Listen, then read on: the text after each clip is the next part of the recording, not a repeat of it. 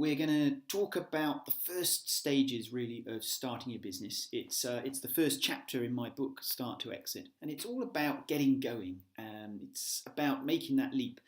So as an entrepreneur, you're going to have to take risks, there's no doubt about that, but you've also got to leap in the direction that you want to travel. And so when you start your business, I would really recommend thinking about the exit. It may seem a long way off now, but what you want to do is everything needs to go towards that exit. All your planning, all your strategizing, all your goals. Actually, I think any time is. If you're young, you're going to have less experience, but probably less to lose. If you're older and you've got a family, you've got, of course, more responsibilities, but you've probably also got a lot more experience to help you with your business. If there's a recession, you'll actually find it easier to find good staff. If it's boom time, then you may find it hard to recruit, but actually you'll find it easier maybe to find customers. And all of these things are cyclical. So really, my sort of advice is, if you're going to start a business, get going. The sooner you start, the sooner you'll learn stuff, and the sooner you'll make progress and hopefully make a success of it.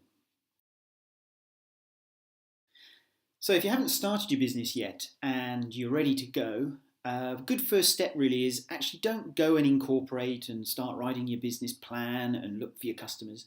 Use this sort of moment of calm, if you like, to actually think carefully what you're going to do. And I would say, get yourself a notebook, a lab book, something like that. As a scientist, I was always trained to write my stuff down when I was doing my experiments. And I have to say that, if you're doing a business, which is really an experiment, it's really good to write as much down as you can. So get your lab book and make a start. Start writing down your ideas in that. Don't commit to anything straight away. And this lab book's going to be really useful in the future. It's a notebook. And it's really useful in the future, I think, because it's going to be a diary, a documentation of all your ideas as they start to come together. It's something you can look back on, and it's something that actually has value. And because it has value and will have growing value as it's filled up and as it becomes the cornerstone of your business, I would also recommend that you give it an asset number. So the one I've got here, I've given an asset number AN0001. It's the first asset of your company. It doesn't look like it's worth a great deal. It's probably a couple of pounds. But the intellectual property that's going to be in here is going to be worth a lot. And remember, if your business is going to be taken over, if you're going to have investors come along and then you're going to exit the business, this kind of stuff is really valuable. This is your thoughts about the business and how it can grow and what it's going to target. And this should go with the business in the future. So people can use this, even if it's just musings, as part of the intellectual property of the business that's going to be giving it value.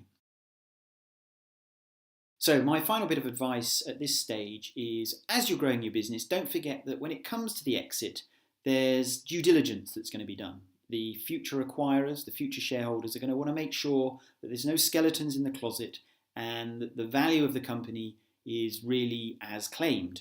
And so with that in mind, as you're growing the business, you need to be putting things in place that ensure that that due diligence is straightforward and that it'll be easy for you to disclose all of the issues of importance.